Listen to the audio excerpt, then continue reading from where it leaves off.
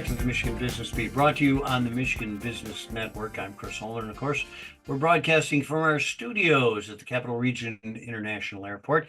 We have two guests today, Eric Schertzing, who is a consultant with the Michigan Land Bank Association, along with Michelle Thompson, who's the new executive director of the Michigan Land Bank Association. So, Michelle, let's start with you.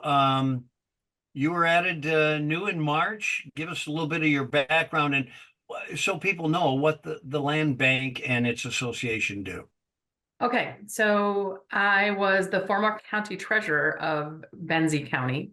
And with that comes the distinction of being on the Land Bank Authority by statute. So I was the chairman of the Benzie County Land Bank Authority, and I'm currently the executive director of the Benzie County Land Bank Authority.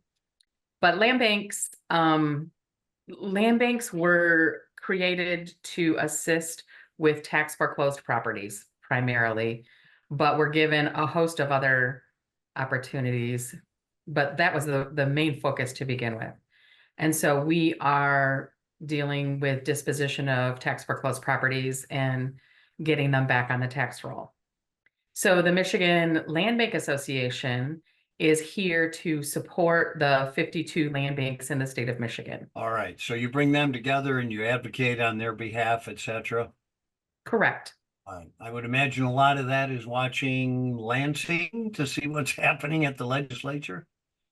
It's all sorts of things. There's education and outreach. There's connecting folks, demolition people with demolition projects or rehabilitation or building, housing, all of those things.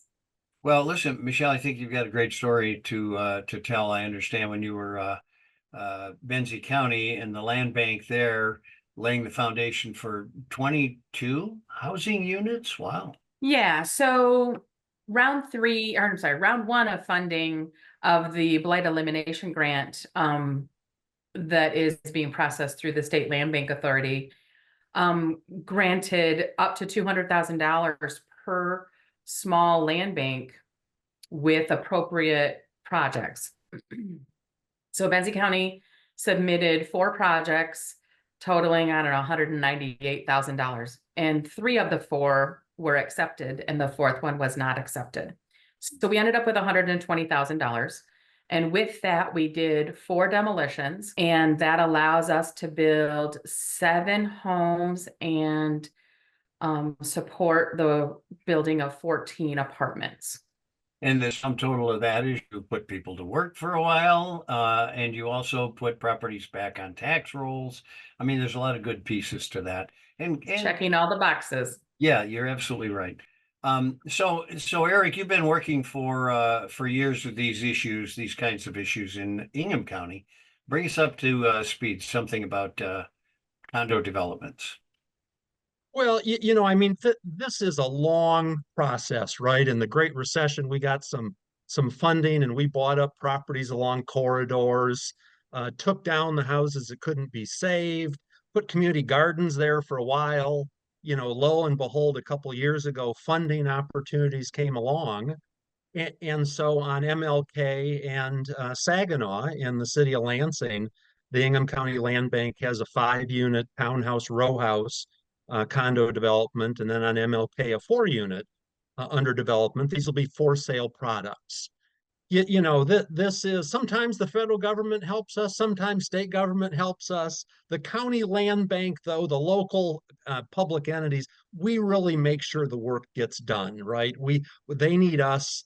We need them once in a while, but we really have come up with tools to do great things in communities, and housing has really been a focus statewide. Well, I can tell you by way of disclaimer, I actually bought a property from Eric Schertzing when he was with the land bank.